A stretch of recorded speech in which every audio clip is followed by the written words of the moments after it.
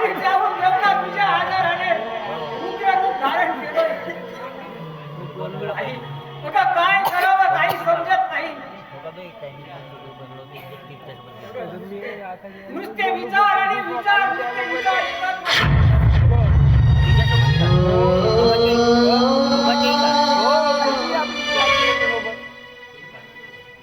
बघा तुम्ही तुम्ही काळजी करू नका. तुम्ही काळजी करू नका. मला काही होणार नाही. मला काही होणार नाही. तुम्ही काळजी करू नका. तुमच्यावर विश्वास इतका निश्चित असेल की सगळे बाकी आपले पदच टाकील म्हणून. हे बघा मी काय म्हणते. अहो अहो माझा विजय अजून आला नाही. अहो माझा विजय अजून आला नाही. काही झालं कसं याचा तरी. अहो माझा माझा माझा लेकरू आहे. माझा पोरगा आहे. अहो कुठे असेल. हो तू आई आहेस का? हो आईचे काळीच आहे. म्हणूनच तुझ्या काळजाचा तुकडा तुझ्या कुऱ्हाडीने घाव घालतो आहे.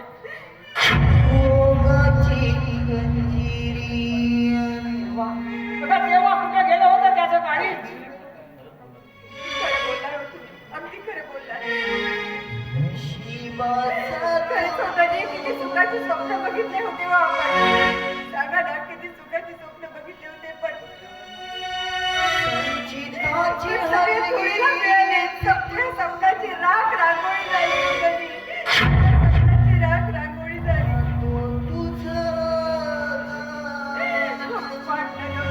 दिवस आपल्या वाट्याला येते. देवता कोणते दिवस आपल्या वाटेला येतील. आणि हे जर अगोदरच घडलं असतं ना तर त्या हरामखोराला जन्म देतानीच मारून टाकलं असतं.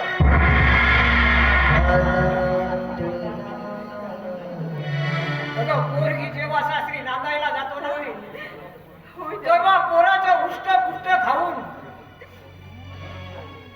पोराचं उष्ट अन्न खाऊन आपल्याच घरी राहावं लागतं. याच आशेवर जीवन जगतो.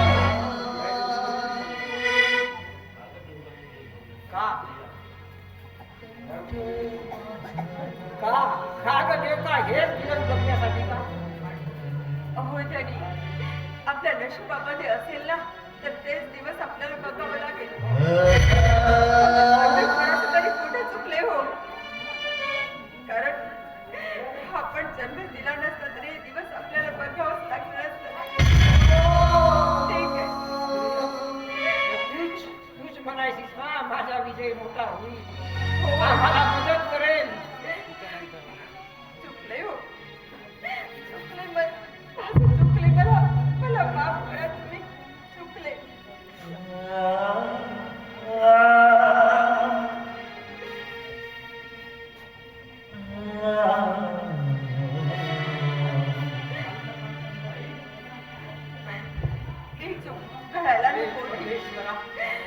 असा का खेळ खेळतोस रे आमच्याशी?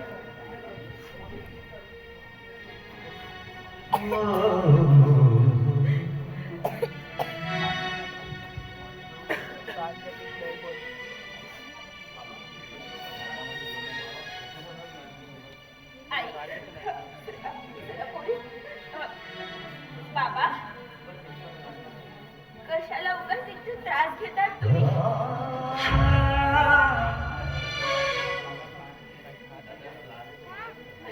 तुम्ही दादाला लहानाचं मोठं केलंय. हे तुमचं कर्तव्य होतं ना बाबा. आणि कर्तव्य बसवताना माणसाने कधीच दुसऱ्याची आशा भागवू नये. अपेक्षा करावी तर त्याच्यात मिळणाऱ्या सुखाची त्या व्यतिरिक्त अजून काही नाही. नाहीतर बाबा तू कर्तव्य नाही तू कर्तव्य अहंकार म्हणून जातो.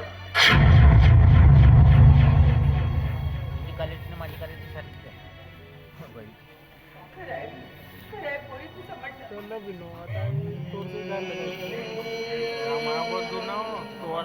राहिला असता ना मोठा बाबा तुम्ही अजिबात काळजी करू नका. मी पण मात्र या गावाच्या रस्त्यावर जाऊन भीक मागेन मात्र मी आग्रहपणात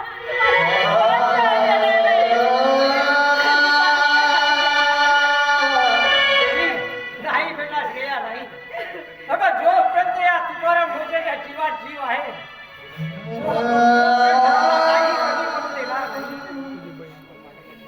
पण माझ्या बच्चा तुझं काय होईल. बघा या नुसत्या कल्पनेनेच माझा जीव असा तडफडून निघालाय. बाबा या जगात आई वडील मुलांची अपेक्षा का करतात बाबा. म्हणजे मात्र मुली काय करू शकत नाही का. मुलगा वर्षाच्या दिवा आहे तर मुली काहीच नाही का. मुलगी काहीच नाही का. मुलगा तर फक्त एकच घरला उजेड देतो मात्र हे दोन्ही घरला उजेड देते बाबा. आईच्या घरी आणि लग्न झाल्यावर आपल्या सासऱ्याच्या घरी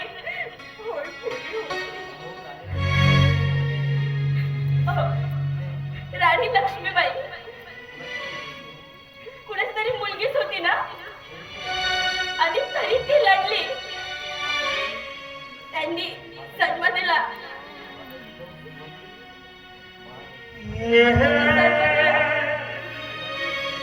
पण ती मात्र मुलगीच होती ना.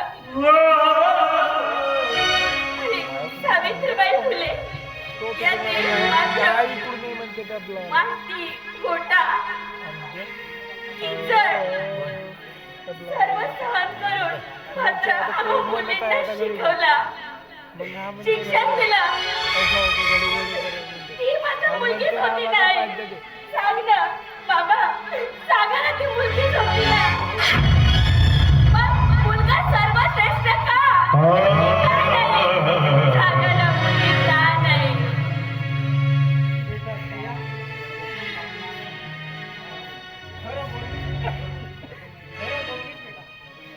अगं न्याय देवतेप्रमाणे आंधळी आहेस. तो न्याय करण्यास तुझं काहीच चुकत नाही. पोरी स्त्रिया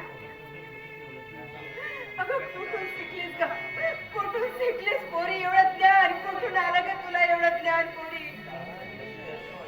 खरं स्त्रिया साक्षात लक्ष्मी आहेस का तू माझी. साक्षात लक्ष्मी आहेस साक्षात लक्ष्मी आहे.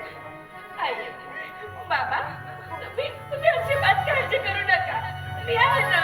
मी तुमची मुलगी आहे ना. मग तुम्हाला अजिबात काही काळजी करायची गरज नाही. पोस्टमॅन आई तुम्ही ऐकलं नाही ना. माझं फोन आलाय. पोस्टमॅन म्हणून आवाज येतोय ना. बाबा बघा ना. अहो बघा ना. कोणाचं पत्र आहे का बघा. आधीच पुत्र आहे. बघू काय लिहिलंय ते. वाचा ना. अहो सांगा ना काय लिहिलंय त्याच्यात. आई आई बाबा बाबा ह्या चरण स्पर्श. या चरण स्पर्श. आई आई बाबा बाबा मला काही कामानिमित्त मुंबईला मला काही यावं लागलं. कामानिमित्त मुंबईला यावं लागलं. अचानकपणे त्यामुळे मी तुमची भेट घेऊ शकलो नाही. मला तुमची खूप आठवण येत आहे बाबा. मला तुमची खूप खूप आठवण येतोय बाबा. बरं तुम्ही आनंदात आहात ना. ताई कशी आहे. दादा कसे आहे. तुम्ही सर्वजण कसे आहात. मी येईन. माझे काम आटपले की मी तुम्हाला नक्की भेटायला येईल आहे बाबा. बरं आई बाबा सर्वांची काळजी घ्या. ही ईश्वराची प्रार्थना आहे. खूप आठवण येतोय रे. होय. खूप आठवण येते.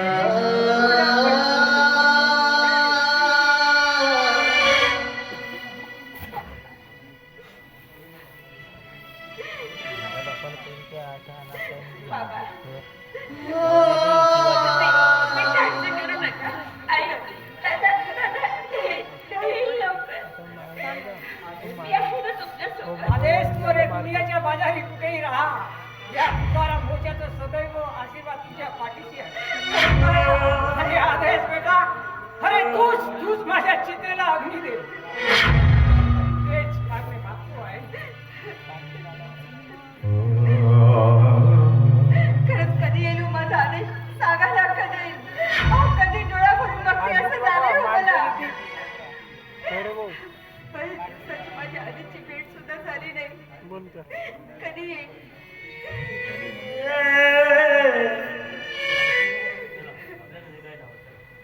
सर देऊ का चला आपल्याला निघायला हवं चला